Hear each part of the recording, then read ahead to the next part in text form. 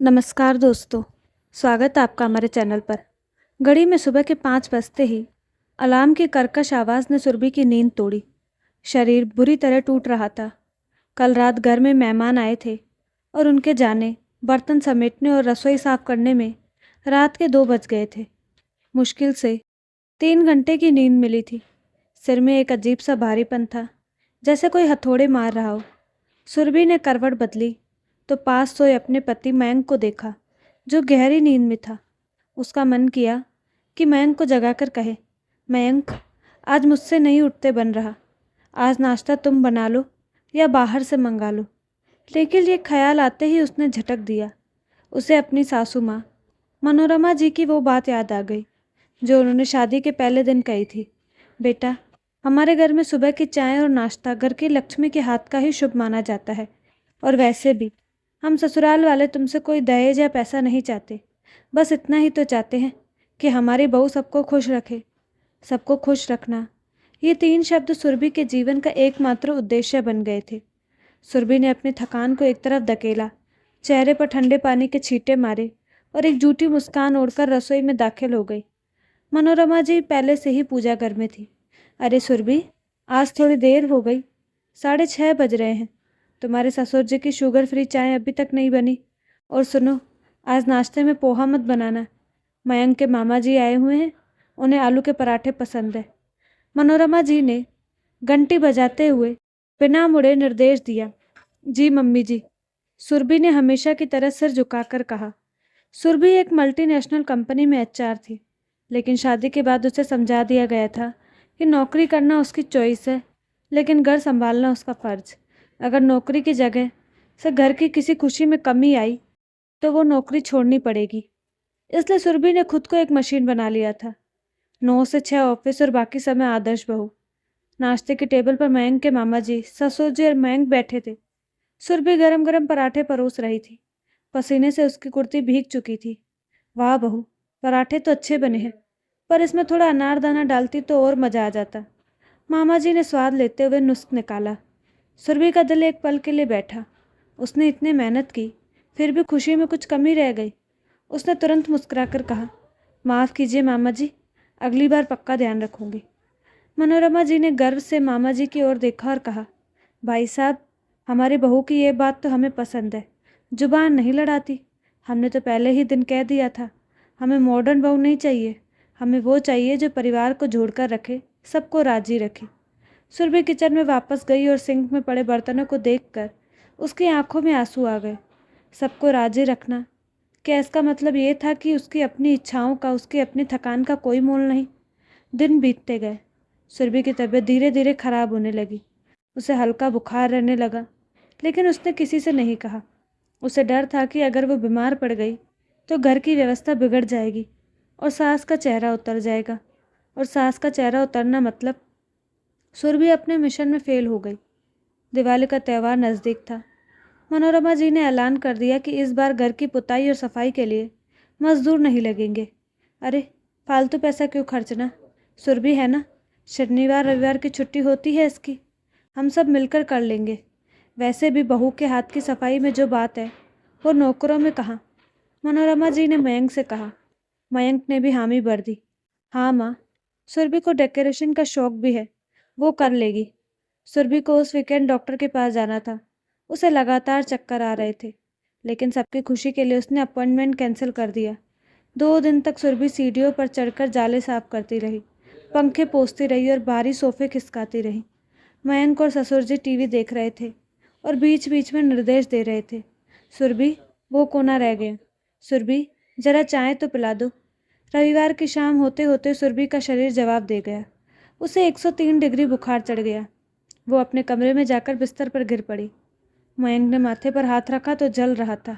अरे, तुम्हें तो बहुत तेज बुखार है। तभी बाहर से मनोरमा जी की आवाज़ आई।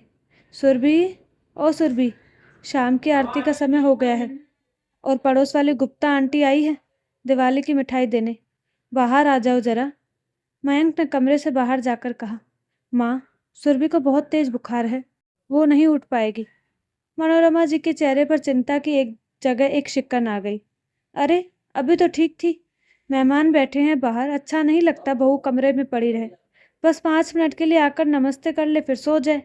आखिर गुप्ता जी के घर में भी बातें बनेंगी कि उनकी बहू कैसी है। मयंक वापस कमरे में आया। सुरभि, बस 5 मिनट के लिए बाहर आ जाओ, माँ कह रही है अच्छा नहीं लगता। सुरभि ने अपनी जलती हुई आंखों से मयंक को देखा। उसे लगा कि मयंक कहेगा नहीं तुम लेटी रहो, मैं माँ को समझा दूंगा। लेकिन मयंक भी उसे खुशी के जाल में फंसा था। वह भी माँ को नाराज़ नहीं करना चाहता था। सुरभि कांपते हुए उठी।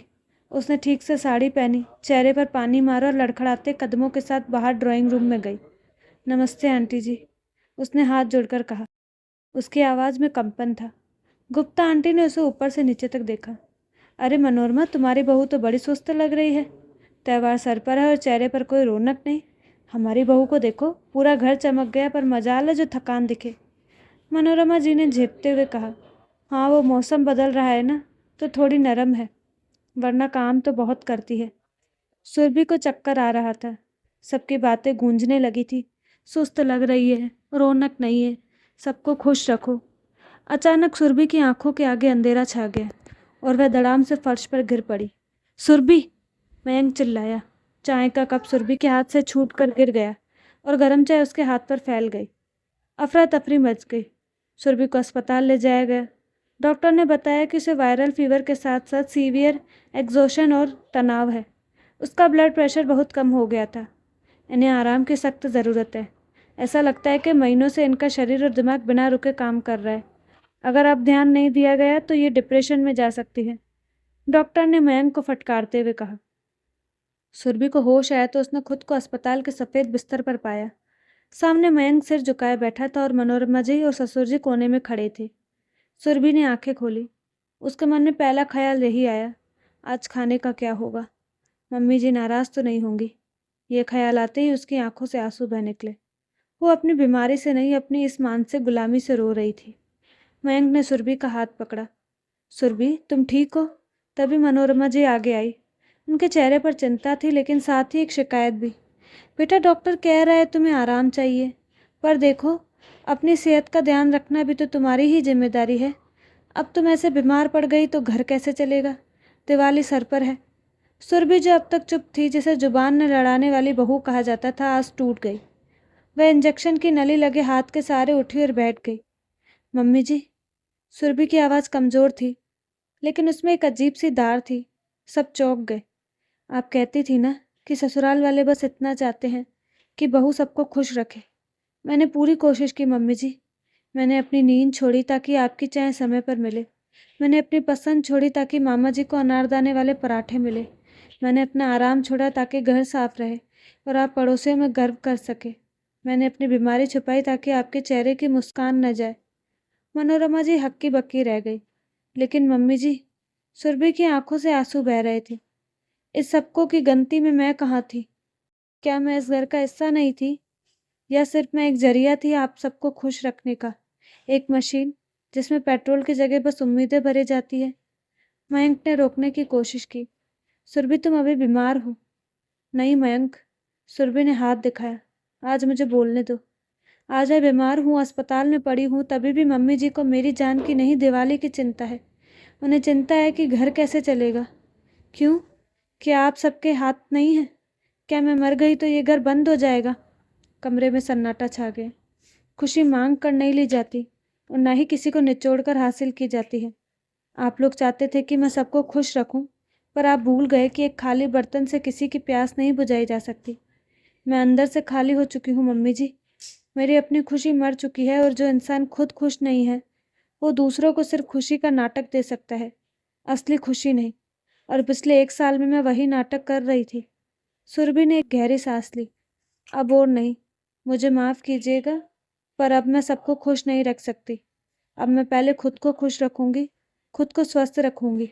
अगर उससे आप लोग खुश होते हैं तो ठीक, और अगर आप नाराज़ होते हैं तो वो आपकी समस्या है, मेरी नहीं। सुरभि फिर से बिस्तर पर लेट गई और आंखें मूंद ली। उसे एक अजीब सा सुकून महसूस हुआ, जैसे छाती पर रखा हुआ कोई भारी पत्थर हट गया हो। मनोरमा जी अवाक खड़ी थी।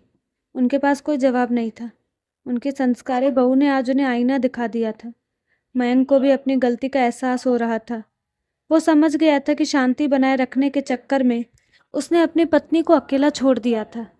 3 दिन बाद सुरभि घर लौटी, लेकिन इस बार वह वो पुरानी सुरभि नहीं थी। अगली सुबह 6 बजे अलार्म बजा। सुरभि उठी, लेकिन रसोई में नहीं गई। उसने मयंक को जगाया। मयंक उठो, मुझे आज योगा क्लास जाना है। तुम चाय बना लेना और मम्मी जी को भी दे देना। और हाँ, नाश्ते में ओट्स बनेंगे, वो सबके लिए हेल्दी है। मयंक हड़बड़ा कर उठा। क्या? माँ क्या कहेंगी? माँ को समझाना तुम्हारा काम है। मैं अपनी सेहत से अब समझौता नहीं करूँगी, सुरभि ने मुस्कुराते हुए कहा और अपने योगा मैट के साथ कमरे से बाहर निकल गई। मनोरमा जी रसोई में इंतज़ार कर रही थी। सुरभि को तैयार होकर बाहर जाते देख वे चिल्लाई, बहू चाय?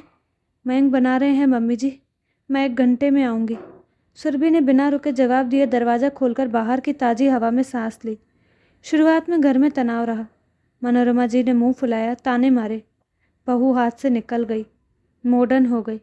लेकिन सुरभि ने उन बातों को दिल पर लेना छोड़ दिया। उसने ऑफिस में भी काम का बोझ कम किया और अपनी हॉबीज़ को समय देना शुरू किया। धीरे धीरे मयंक ने भी जिम्मेदारी संभालनी शुरू की। जब उसने खुद चाय बनाई तो उसे पता चला कि सुबह उठकर खटना कितना मुश्किल होता है। ससुर जी को भी समझ आ गया कि पानी का गिलास खुद लेने में कोई बुराई नहीं। 1 महीने बाद दिवाली आई।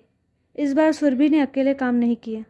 उसने साफ कह दिया, मम्मी जी पुताई वाले को बुला लेते हैं, मुझसे नहीं होगा।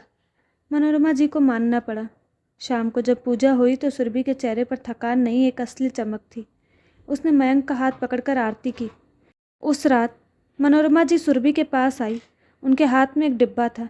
ये क्या है मम्मी जी? सुरभि ने पूछा। मिठाई है, मनोरमा जी ने रूखे स्वर में कहा। फिर थोड़ा रुकी। बहू तू बदल गई है। हाँ मम्मी जी, सुरभि ने स्वीकार किया। शायद शायद ठीक ही हुआ, मनोरमा जी ने धीरे से कहा। जब तू पहले मुस्कुराती थी तो वो मुस्कान आंखों तक नहीं पहुंचती थी। आज आरती के वक्त तेरी आंखों में चमक देखी। मुझे लगा था कि बहू का काम सबको खुश रखना है, पर ये भूल गई थी बहू भी सब में ही आती है। अगर तू खुश नहीं रहेगी तो घर में लक्ष्मी कैसे वास करेगी? सुरभि की आंखों में आंसू आ गए। उसने सास के पैर छुए। मनोरमा जी ने उसे गले से लगा लिया। कल सुबह चाय मैं बनाऊंगी, तू आराम से उठना, मनोरमा जी ने कहा और कमरे से चली गई। सुरभि खिड़की के पास खड़ी होकर जलते हुए दियों को देखने लगी। उसने सीख लिया था कि दूसरों के लिए मोमबत्ती बनकर पिघलने से बेहतर है दिया बनकर जलना, जो खुद भी रोशन रहता है और दूसरों को भी रोशनी देता है। उस घर की परिभाषा अब बदल चुकी थी। अब वहाँ सिर्फ बहू का फ़र्ज़ नहीं बल्कि सबकी साझेदारी थी। और सबसे ज़रूरी बात, अब वहाँ सबको खुश रखने की होड़ नहीं बल्कि इस साथ में खुश रखने का प्रयास था। ये कहानी उन सभी बहुओं के लिए है जो अच्छी बहू का तमगा पाने की दौड़ में खुद को खो देती हैं। ससुराल वालों की अपेक्षाएं कभी ख़त्म नहीं होंगी, लेकिन आपको अपनी सीमा रेखा खुद खींचनी होगी। याद रखिए, आपका शारीरिक और मानसिक स्वास्थ्य आपकी सबसे बड़ी पूंजी है। खुशियाँ बलिदान से नहीं, संतुलन से आती हैं। तो दोस्तों, आपको कहानी कैसी लगी अपनी राय कमेंट बॉक्स में ज़रूर दें। साथ ही हमारे चैनल को लाइक शेयर सब्सक्राइब करना ना भूलें। धन्यवाद।